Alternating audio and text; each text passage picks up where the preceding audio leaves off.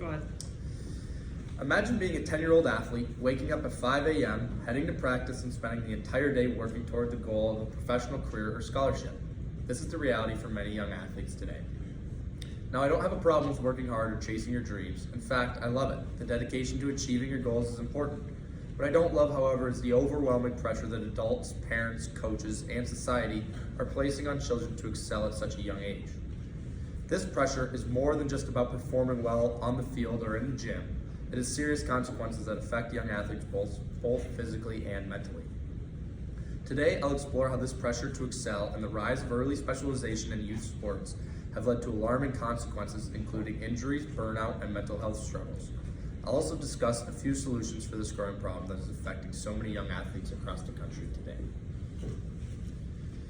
The rise of early specialization has played a massive role in not only the pressure to excel in youth sports, but also in contributing to an alarming increase in injuries.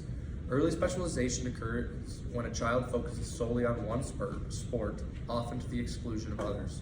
The definition of early specialization, according to scienceforsport.com, is when a child focuses on training and development in one sport only, but there are major downsides such as overuse injuries. As you can see in this chart here, You guys can't really see it, so my bad. But months per year playing primary sport, 0 to 3, the percentage of injuries is much lower the lower months amount you play a sport, whatever. but once you start to get to that 10-month range, the prime age for kids participating in sports without high risks for injury is typically around 8 months of the year, according to that chart. However, once kids cross into the 10-month range of specializing in one sport, their chances of injury increase dramatically. In fact, the likelihood of injury jumps to over 45% for children specializing in one sport during the 11 to 12 month range. I want to believe that parents and coaches are not intentionally putting their kids at risk. However, we all know those crazy sports parents who push their kids hard, perhaps living through them or seeing the sport as a chance for their child to secure a scholarship or even pursue a professional career. Adults need to recognize that the consequences of pushing young athletes too hard don't just include physical injuries, there are mental consequences as well. The National Library of Medicine points out that sport specialization often requires increased training hours and may predispose young athletes to social isolation, poor academic performance, increased anxiety, greater stress, inadequate sleep, decreased family time, and burnout. Talked about that kind of here too, the anxiety, stress, lack of sleep. This idea of perfectionism that is not real. The pressure to succeed as a young athlete often leads to a performance anxiety, a type of stress that comes with the fear of not measuring up to expectations. This pressure, in turn, can cause even greater stress, which directly impacts a child's overall well-being. Focus on performance instead of enjoyment leads many young athletes to experience feelings of inadequacy or failure.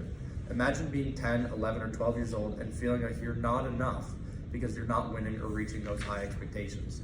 This has serious consequences, and unfortunately, many young athletes eventually burn out and walk away from their sport entirely. As stated in publications.aap.org, the professionalism of youth sports is widely considered responsible for the high volumes of training and the pressure to specialize in a single sport that may lead to burnout in young athletes. The very thing that children may have loved about sports, fun and personal growth, is overshadowed by the pressure to excel and compete at the highest level. Parents, coaches, and the overall culture around youth sports need to step back and rethink how they approach the development of young athletes. So what can we do to address these issues and reduce the pressures of excelling in youth sports? The first step is to shift the focus away from simply winning and reaching the top, and instead focus on fun and personal development. Sports should be about enjoyment, learning new skills, and building confidence, not just about collecting trophies or securing college scholarships. Research from NFHS.org shows that while many people assume that we are in an age of sports specialization, research shows that over 80% of current Division I football scholarship recruits played another sport in high school. So they're saying, the sports specialization thing is not the best way for athletes to reach their Division I or pro goals. But this shows that playing multiple sports doesn't hinder your chances of success. In fact, it can help reduce burnout, promote physical development, and even enhance your overall athletic performance. By playing multiple sports, young athletes have the opportunity to develop a broader set of skills, avoid the risks of overuse injuries and maintain their love for sports. Support from coaches and parents is also critical. Coaches should focus on player development, encouraging improvement, teamwork, and fun, rather than placing the emphasis solely on winning or advancing to higher levels. Parents need to create an environment that fosters their children's love for the game, rather than pushing them towards unrealistic goals they may not share. Having played competitive hockey for over 15 years, I've witnessed firsthand the intense pressure parents sometimes place on their children. I'll tell you this, I've never seen a kid with the most intense, overbearing parents succeed in the way we might hope. In fact, many of the kids I've seen with the most hardcore parents have since stopped playing altogether. The passion and drive for sports should come from the athlete, not from the parents or coaches. We've seen the rising pressures in youth sports lead to overuse injuries, burnout, and mental health struggles. But by focusing on the fun and personal growth of sports, rather than just the end result, we can help young athletes thrive in a way that's healthy and sustainable. 1 minute. So I leave you with this. Can we really expect our children to succeed and find happiness in sports if they're constantly overwhelmed with the pressure to excel?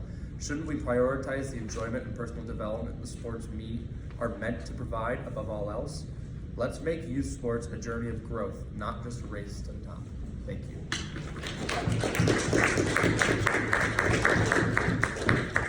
And then my 3 questions are, is pushing kids to specialize in one sport really worth risking their physical and mental well-being? Shouldn't the true measure of success in youth sports be about personal growth, fun, and a lifelong passion for the game rather than just the end result?